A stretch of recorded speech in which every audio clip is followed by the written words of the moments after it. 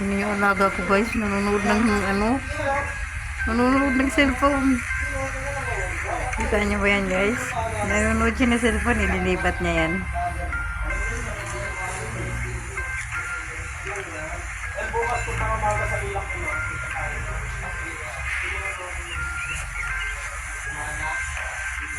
Ganyan ang ganyan yung pusa kong alaga na Siamese. Nanonood siya mag-isa, mamaya ililipat niya yan. Hindi pa tumigil guys eh. Ang galing.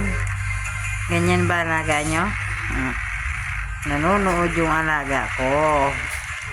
Bawal disturbuhin yan. Sasampalin ka yan pag ginadisturbo mo yung panonood niya. Kaya magulo. Kita nyo yan. Ganyan ang pagkaiba sa imported na pusa at saka hindi imported guys. Bawal disturbuhin yan. Sasampalin ng mukha mo yan. Guys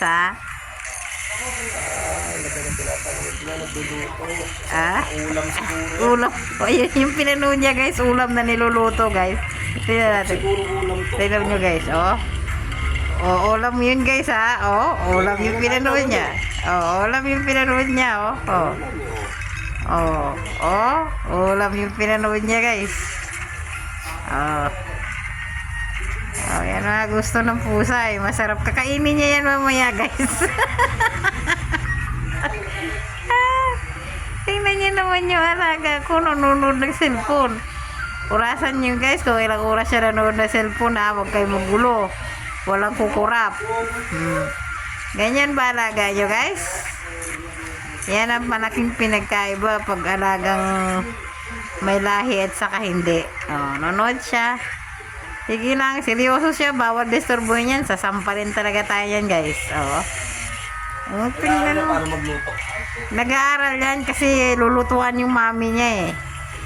Tutukan niya masyado kung paano talaga lutuin yan. Tingnan nyo. Ganyan ba alaga nyo? Hawak-hawak yung pa yung cellphone. Pag natapos yan, dilipat niya yan. Kaso lang walang katapusan dahil napakan niya.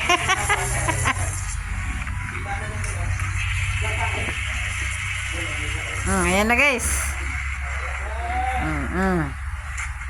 Ayan na. Sige.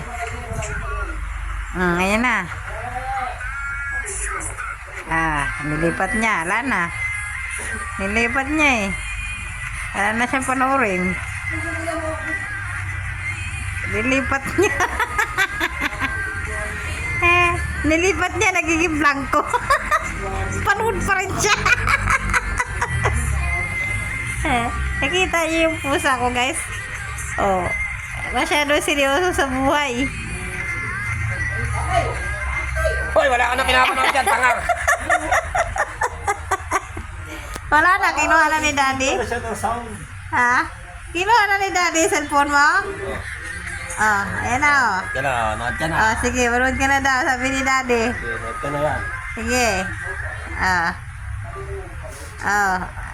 Pinindot na ng buwang.